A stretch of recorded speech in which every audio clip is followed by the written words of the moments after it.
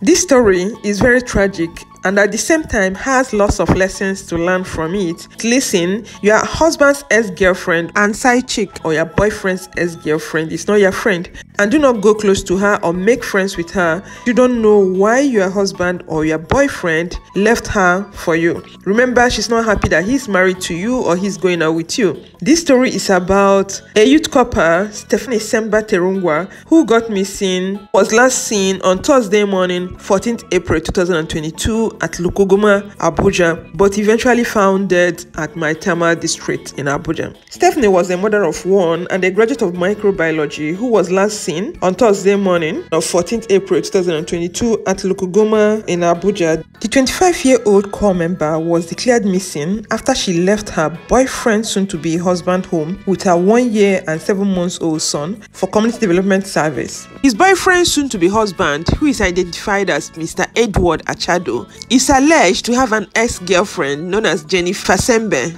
On that day she got missing, it was stated that the ex-girlfriend to Edward Achado, Jennifer, asked her to come to her house in Maitama to collect a phone. On getting there, they tied her up. So the next day, on 15th April, the baby was taken to Holy Trinity Catholic Church, Maitama, and the church authorities eventually rang the family of Edward, the father, to come pick up the baby. Edward also informed Stephanie's family about her missing, which made them to announce that through social media handle, and eventually her lifeless body was found lying on roadside at Maitama district of Abuja. The policemen attached to Maitama Divisional Police Headquarters then removed her body, could not identify the victim because her face had been deformed badly by corrosive substance. It was distorted beyond recognition when she was found. The police was able to link the body discovered to Stephanie due to NYC uniform that she was wearing. She was wearing khaki trouser. And as a result of the investigation, on 2nd May, they arrested Edward Achado and the last 2 people who rang Stephanie before she disappeared.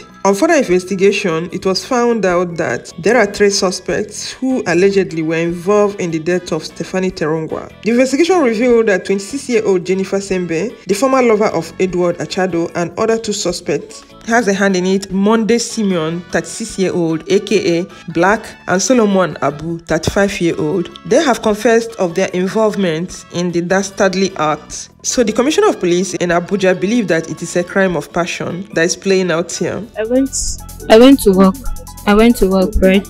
And then I told Solomon about this lady.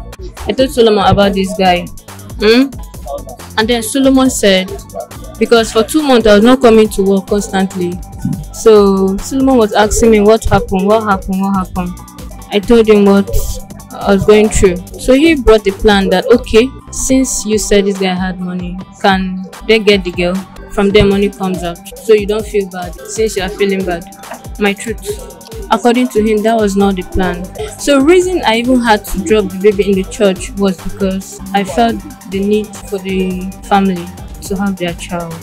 My own work day is just tie the gear and go. Then as I tie the gear with my friend Jaru, where is not here, as we tie her, we just go and leave her with the Jennifer in the house. Our plan is, she said that she will give us 100,000 when she get the money from her boyfriend. Jennifer, mastermind everything. Okay, Jennifer masterminded everything. Okay.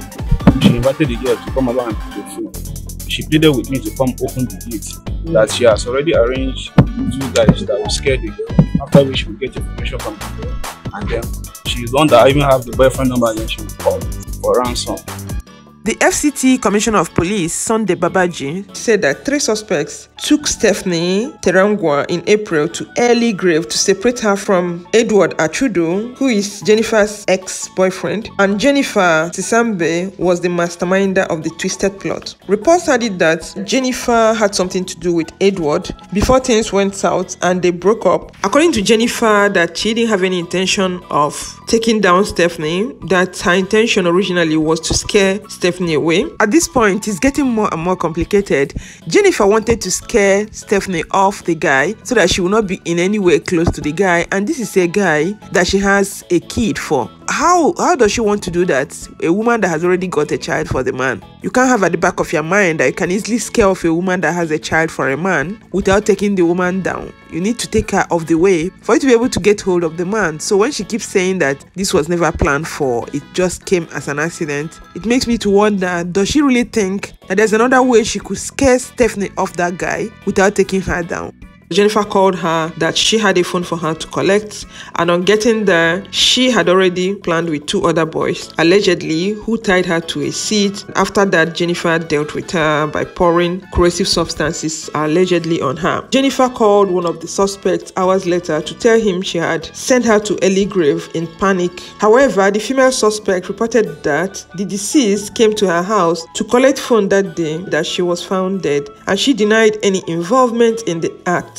She went further to say that the male suspects were the ones who said that they wanted to kidnap her to demand for ransom. The way they're twisting the story is very worrisome. From the outset, Jennifer initially wanted to take her down allegedly. If not, why did she use corrosive substance on her? And if not, why did she have those 2 men there in her apartment? It is alleged to have been premeditated. Another male suspect, who is a colleague of Jennifer, claimed that Jennifer invited him to help her scare the deceased from her man, that the only role he played was to open the gate when Stephanie arrived at Jennifer's house. Monday Simeon said that he did not partake in killing the deceased, rather he held and tied her as instructed by Jennifer before leaving the premise, after which Jennifer rang him later in the night to come to her house. On getting there, he met her crying, saying that she did not know why she took down Stephanie, and he saw Stephanie's body battered with acid. He assisted Jennifer, who was begging him to dispose of her body. Using a car, he carried the body and dumped it off my tama bush around 3 a.m. in the morning, and Jennifer eventually compensated him with a sum of 100,000. According to the police, it was stated that the suspect conspired and took down the victim to separate her from Edward Achado to pave way for Jennifer to come back to her estranged lover, Edward Achado. This is really disturbing that somebody will go all out to take down a fellow human being just because of a relationship, because of a man. It has really shown how the world has turned to what is really happening, and I believe that there are more to this story than we know. Why Jennifer's family is saying that the man has been dating Jennifer since 2018 and the man has come to meet the family, they arranged for the wedding date. Does it mean that the man was at the same time going out with Jennifer Tsembe in Abuja while Stephanie was with the family in Benue State? According to the story, Stephanie went to University of Agriculture, read microbiology, that the boyfriend, soon to be husband, has seen the family, and during youth service when she was posted to Abuja, the family decided that she joined the man at his residence at City Homes Estate